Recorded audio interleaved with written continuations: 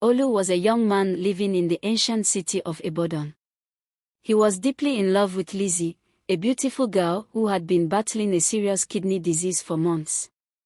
Her parents were desperate, searching for a donor to save their only daughter. When Olu found out about her condition, he felt a strong urge to help. He believed that love should be selfless and that Lizzie deserved to live a healthy life. He sat with his friends one evening and shared his decision to donate one of his kidneys to Lizzie. His friends were shocked and begged him to reconsider. "Olu, this is not a wise decision," one of them said. "Think about your future. You are the only child of your parents. What will happen to them if something goes wrong?" But Olu was determined. He refused to listen to their warnings, believing that love was worth any sacrifice. February 14th arrived, a day known for love and romance.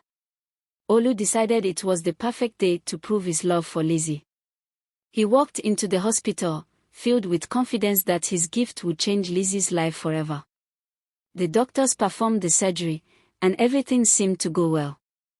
Lizzie's body accepted the new kidney, and her health began to improve.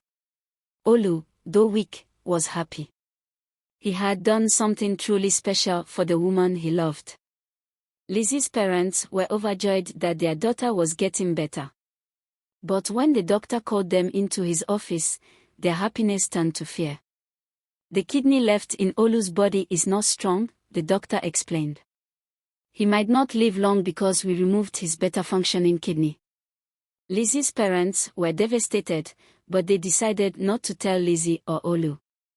Instead, they began to plan ways to keep them apart. As days passed, Lizzie became stronger. She smiled more, laughed more, and looked forward to the future. Olu, on the other hand, was not feeling as strong. He tried to hide his pain and weakness, not wanting to worry Lizzie. He believed that love would heal everything. Lizzie's parents, however, could not let things continue. They knew Olu's days might be numbered, and they feared what would happen if Lizzie remained with him. They started creating problems between them. They told Lizzie that she needed a stable future, that she deserved a man who could take care of her, not one who was weak and sickly. They even introduced her to another man, someone successful and healthy. Olu noticed that Lizzie was beginning to change. She no longer visited him as often. She stopped calling as much, and when they talked, she seemed distant. Olu could not understand why. He had given her his kidney, his love, his everything. Yet, she was slipping away from him. Lizzie's parents kept pushing her toward the new man they had chosen for her. He was rich, kind, and had a promising future. Lizzie was confused. She loved Olu, but her parents made her feel guilty. "Olu might not survive for long," they whispered to her. "Do you want to spend your life taking care of a sick man?" Slowly, Lizzie started to believe them. One day, Olu gathered his strength and went to visit Lizzie at her house. He wanted to surprise her, but he was the one who got the biggest shock. He saw Lizzie sitting with the man her parents had introduced to her. They were laughing, looking happy. His heart sank. He felt dizzy and had to sit down. Lizzie saw him and looked guilty. "Olu, she started, but she did not know what to say. Olu stood up, his heart pounding. "Is this what I get after everything I did for you?" he asked. Lizzie looked away, ashamed. She loved Olu, but she was also afraid. Her parents had convinced her that staying with Olu was a bad idea. Tears filled Olu's eyes as he walked away. He had risked his life for Lizzie, but now, she was choosing someone else. He felt a pain deeper than any sickness. It was the pain of betrayal. Olu fell sick more often.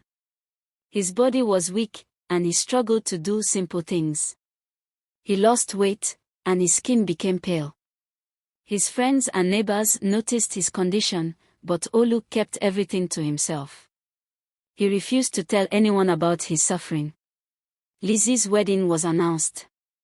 She was getting married to the man her parents had chosen. Olu heard the news and felt like his world had ended. He stayed locked in his room for days, thinking about everything. He had given her his kidney, but she had given her heart to another man. He had sacrificed everything, and now, he had nothing left. Olu's health got worse. He needed another kidney, but he had no money for the transplant. His parents, old and poor, could not afford such an expensive operation. His friends tried to raise funds, but it was not enough. The pain in his body grew stronger each day, but the pain in his heart was even greater. Lizzie got married in a grand ceremony. The pictures were everywhere.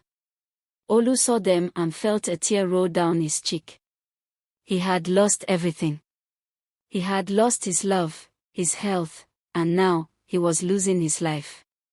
Olu spent his last days in his small room, lying on his bed. His mother sat beside him, crying. "My son, you should have listened," she wept. Olu smiled weakly. "I loved her, Mama. I thought love would be enough." On a quiet evening, Olu took his last breath. His mother screamed, his friends wept, and the city of Ibadan mourned the young man who had given everything for love. Lizzie heard about Olu's death and broke down in tears. She realized too late what she had lost. She had chosen comfort over love, but in the end, she lost something priceless. The pain of regret haunted her forever, but nothing could bring Olu back. Lizzie sat alone in her bedroom, looking at the wedding pictures that once made her happy. Now, all she could feel was regret. The news of Olu's death had hit her like a thunderbolt. She remembered all the moments they had shared, how he had given her everything, even his own kidney. Yet, she had abandoned him when he needed her the most. She wanted to go back in time and undo everything. She wished she had never listened to her parents. Guilt weighed heavily on her heart. She tried to push the thoughts away, but the pain was unbearable. She had married a man she barely loved, and now, the one who truly loved her was gone forever. Lizzie's new life was not as happy as she had imagined. Though she was married to a wealthy man, she felt empty inside. She woke up every morning with a heavy heart, unable to shake off the memories of Olu. She could hear his voice in her head, see his smile in her dreams. Her husband noticed the change in her. "Lizzie, you are not yourself." "What is wrong?" he asked one evening. But she could not tell him the truth. How could she say that she was mourning a man she had betrayed? Her parents, who had once convinced her to leave Olu, now regretted their actions. They saw their daughter fading away in sorrow, and they knew they had made a terrible mistake. But it was too late to fix anything. Lizzie gathered the courage to visit Olu's mother. She stood at the doorstep, afraid of what she would say. When Olu's mother saw her, her face darkened. "What do you want?" she asked coldly. "Mama, I am so sorry," Lizzie whispered. "I made a terrible mistake. I should have stayed with Olu. I should have fought for him." Olu's mother looked at her for a long time. Then, she sighed. "Sorry, I cannot bring back my son," she said. But she saw the pain in Lizzie's eyes. She saw that the girl who had once been her son's love was now drowning in sorrow. "Come inside," she finally said. "Let us talk." Lizzie knew she could never change the past, but she could try to make the future better. And maybe, just maybe, that would bring her a little peace. Lizzie sat in Olu's mother's small living room, the weight of her guilt pressing down on her like a heavy stone. The older woman sat across from her, silent, her face lined with grief and years of pain. For a long time, neither of them spoke. The only sounds came from the faint rustling of leaves outside and the occasional sniffle from Lizzie as she tried to hold back tears. Finally, Olu's mother broke the silence. "Why are you here, Lizzie?" Her voice was tired, but there was no anger, only deep sadness. Lizzie swallowed hard. "Mama, I know I don't deserve your forgiveness. I abandoned him when he needed me the most. I let my parents convince me to leave him. And now, he's gone. Her voice broke, and she buried her face in her hands. Olu's mother watched her eyes filled with unshed tears. You hurt my son, Lizzie. He gave you everything. And in the end, he died alone. Lizzie nodded, unable to speak. But, the older woman continued, her voice softer now, I also know that regret is its own kind of prison. And I can see that you've been locked inside it for a long time. Lizzie lifted her tear-streaked face. Mama, I want to do something in his name. I don't want his sacrifice to be forgotten. I want to help others like him, people suffering from kidney disease, people who don't have hope. Olu's mother studied her for a long moment. Then, slowly, she nodded. Tell me what you have in mind. Lizzie exhaled shakily. I want to start a foundation. A place where people can get help for kidney disease, where they can find donors, get treatments, and where families won't have to go through what Olu and I went through.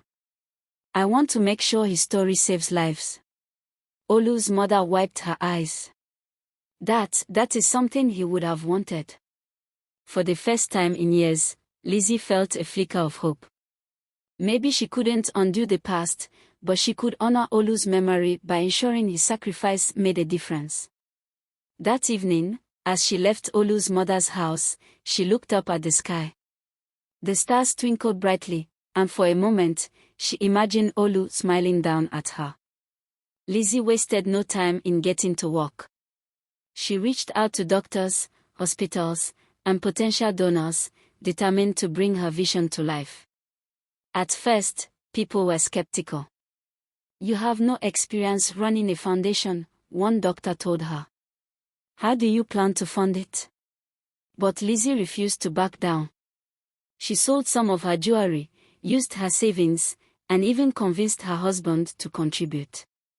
Though their marriage had grown cold, he agreed to help, mostly to ease his own guilt.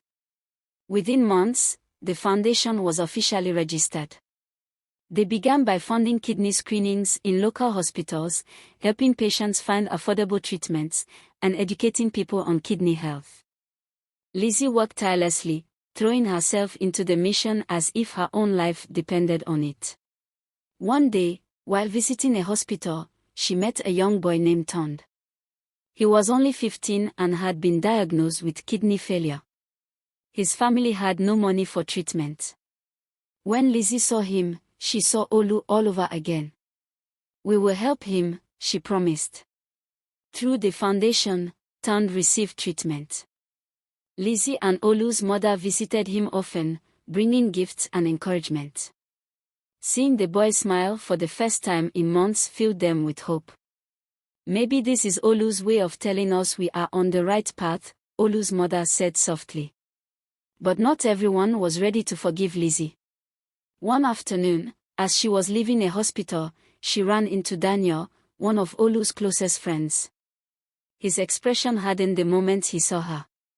You have some nerve showing up here, he said coldly. Lizzie swallowed the lump in her throat.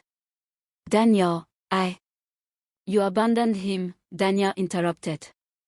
And now you want to play the hero. Lizzie's eyes filled with tears. I know I failed him. I will regret it for the rest of my life. But I'm trying to make things right. I just want to help people, Daniel. Daniel stared at her for a long time. Then, without another word, he turned and walked away. Lizzie stood there, shaking. She had expected resistance, but it still hurt. Would Olu's friends ever forgive her? She took a deep breath. Even if they never did, she had to keep going. For Olu. Months passed, and the foundation grew. More hospitals partnered with them, and they were able to help even more patients struggling with kidney failure. Lizzie dedicated all her energy to the cause, making sure no one else had to suffer the way Olu did. One evening, at a fundraising event, an elderly man approached Lizzie. "You remind me of my son," he said with teary eyes. "He needed a transplant too, but we couldn't afford it. He didn't make it."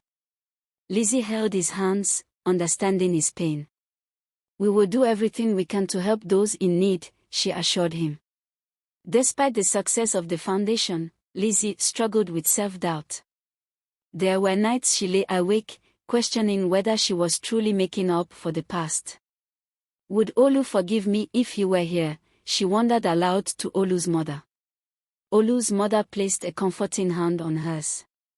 "He always believed in love and kindness. What you are doing is exactly what he would have wanted." Lizzie wiped her tears, feeling a sense of peace. Just when things seemed to be going well, an unexpected crisis struck. Olu's mother fell seriously ill, requiring urgent and costly medical care. Lizzie was devastated. The woman who had become like a second mother to her was now fighting for her life. Determined to save her, Lizzie and the foundation arranged for the best treatment available. But despite their efforts, her condition worsened. One evening, as Lizzie sat beside her hospital bed, Olu's mother took her hand and whispered, "You have done enough, my child. You have made Olu proud." Tears streamed down Lizzie's face. "I wish you could stay longer." Olu's mother smiled weakly. "His legacy lives through you." The next morning, she was gone. Lizzie mourned deeply, but she found comfort in knowing that she had fulfilled her promise to Olu to take care of the people he loved. In her honor, Lizzie expanded the foundation services, building a new wing dedicated to providing free health services for elderly patients with kidney diseases. At the opening ceremony, Lizzie spoke, her voice strong. "We are not just saving lives, we are honoring the ones we've lost by ensuring others don't suffer the same fate." As she looked at the faces in the crowd, she saw Olu's dream becoming a reality. His sacrifice was not in vain. His love, his kindness, and his selflessness had left an everlasting mark on the world. Years later, the foundation grew into one of the most impactful kidney health organizations in the country. Lizzie, now married to Tund, continued to lead the mission with the same passion as before. Every year, on Olu's birthday, she and Olu's mother would visit his resting place. "You changed my life," she whispered one day. "And because of you, we've saved so many others." As she walked away, she felt a sense of peace wash over her. Olu's legacy lived on, not just in the foundation, but in every life they had touched. And for the first time in a long while, Lizzie felt truly free. For more interesting and captivating stories, Opera Media is just a click away. Thank you for watching.